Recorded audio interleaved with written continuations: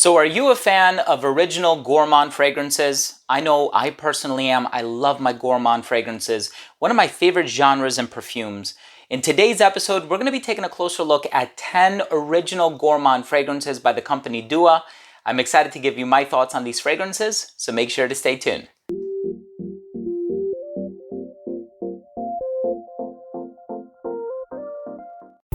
Before I begin this video and I tell you about these 10 Gourmand offerings by the Dua brand, and I kind of ranked them from least favorite to favorite, and my favorites in here, they're amazing. I would totally recommend you check them out.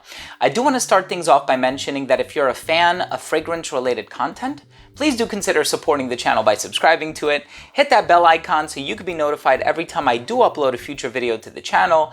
And of course, give this video a thumbs up if you take something of value from today's episode. I'm going to leave links to all of these fragrances down below.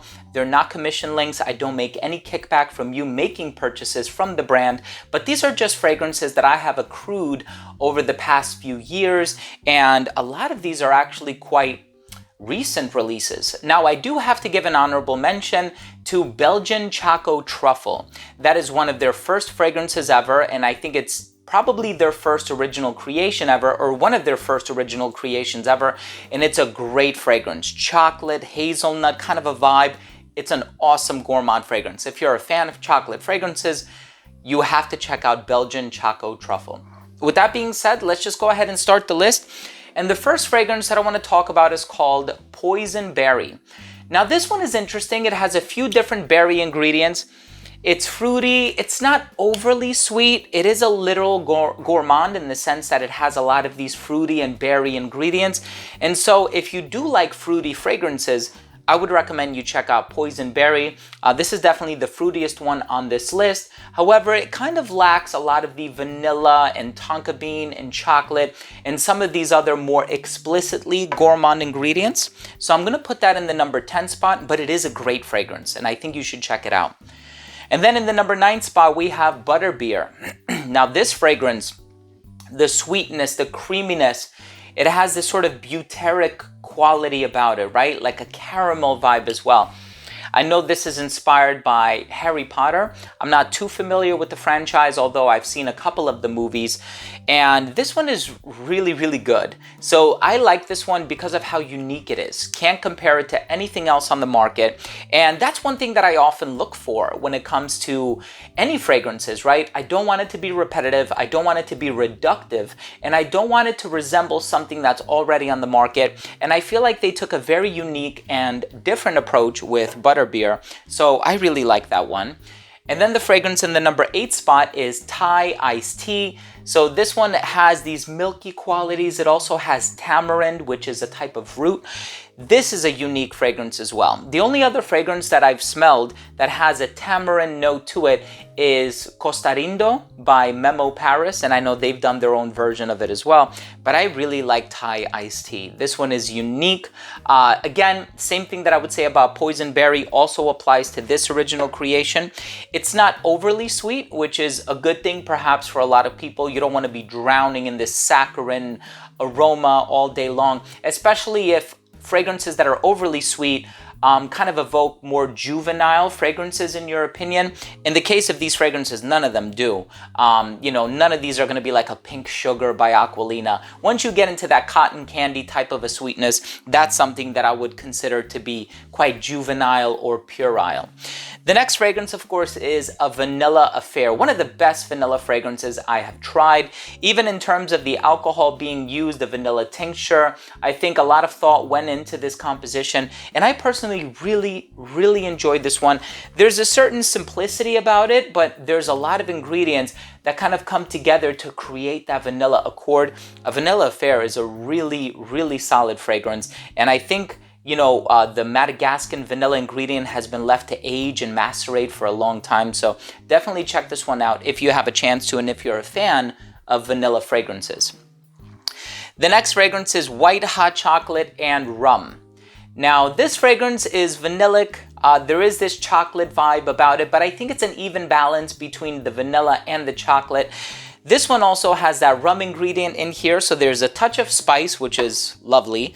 It's not overly spicy in my opinion. The Gourmand elements really dominate the fragrance still, but this is something that puts you in a more cozy frame of mind, right? Like you're thinking about, being at home, maybe the snow is falling, you have the fireplace on, you're listening to some tranquil music in the background. You just want to wear something that's going to put you in a very relaxing and cozy state of mind.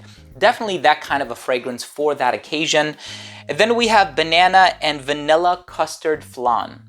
Now, this fragrance I enjoy because it has that banana ingredient in here, which is quite rare in the fragrance industry, and that's because it is a fantasy note. And whenever I smell banana in perfumes, it reminds me of those little banana candies that you used to get from like those hard mixed fruit candies from like the candy dispensers at the mall or the barber shop or wherever else they had those 25-cent candy dispensers. Definitely reminds me of that, but this has the gourmand ingredients lingering in the base, which kind of amplify the sweetness of the vanilla, or of the banana, I should say. The vanilla amplifies the banana in a very delightful way. So I really like that for that reason. And then, of course, speaking of banana, we have Dirty Banana. So this is the strongest banana perfume I've ever smelled. And I like that Dua does that. Sometimes they focus their attention on really obscure ingredients and perhaps ones that are not spotlighted in the industry, and they try to make the strongest version of that ingredient. And Dirty Banana really takes the cake. And this fragrance has that candied banana aroma that I was talking about, but there are some other ingredients in here that kind of give it this really enjoyable flavor.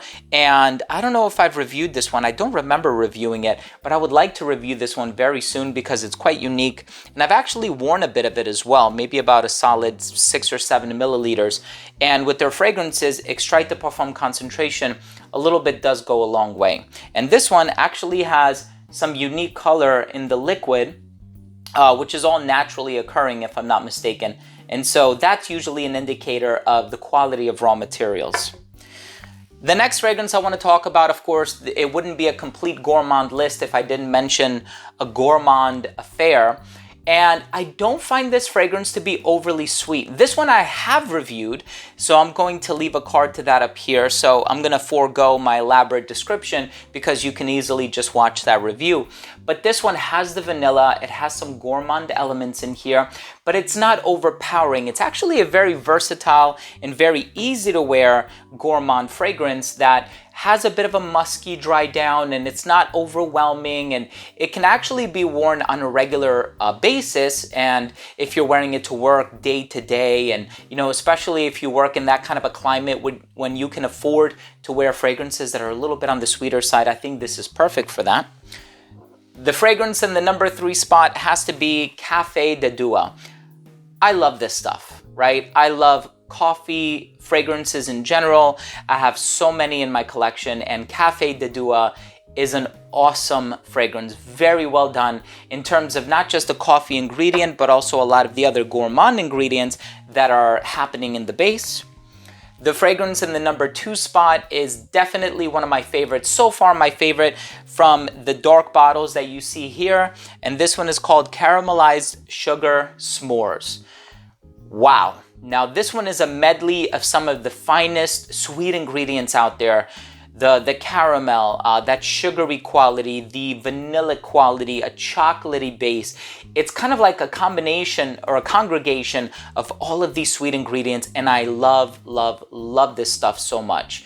And I actually sprayed this on in the car a couple of weeks ago, and my car smelled like this for like 5 or 6 days. Every time I turned on the heater or the AC, you got a whiff of the smell through the vents, and it just smelled amazing. I didn't have to use those little trees for like a solid week, so that was good. But this one is really, really well done. The only criticism would be I think it's going to work a lot better in the colder weather, so it might be getting a little bit out of season. But again, if you don't over apply, you can do very, very well with it. And the fragrance in the number 1 spot, I love this stuff. In terms of a fragrance representing this ingredient or utilizing this ingredient, this is a benchmark release.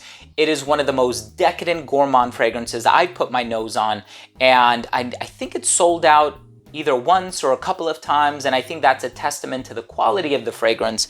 This one is called A Chocolate Affair, and it even comes in this unique, cylindrical bottle, unique cap, everything about it, the aesthetic, and even the container that it comes in. I actually have it here. Everything about it is really, really nice. Has a sleeve over this as well, the Dua logo embossed on the top. It's a beautiful, beautiful fragrance, and I just have to smell it again. Wow. So this fragrance can give Montal's Chocolate Greedy a run for its money. Oh, and it's so strong too. So this fragrance doesn't smell exactly like Chocolate Greedy, but it has some of those familiar elements, that powdery chocolate, the hazelnut sweetness, that bed of vanilla, just everything about it comes together to form this really delightful but also realistic smelling chocolate fragrance. I am a huge fan of A Chocolate Affair, and my family loves it as well, right? Especially my daughter, so she likes the sweeter fragrances. Thank you so much for watching. These have been 10 original Gourmand fragrances by the Dua brand. If you own or have tried any of these fragrances, let me know what you think. Leave a comment down below. Also, if there's interest in seeing me review a fragrance that I haven't reviewed already, please let me know. Leave a comment down below. I do have some other fragrances from Dua and even some Gourmands, but I try to sort of spotlight some of the more recent releases, but also my favorites, right? So this is a personal list. Your favorites might be quite different from mine. Thank you for watching. Love you guys. We'll see you in the next episode. Bye.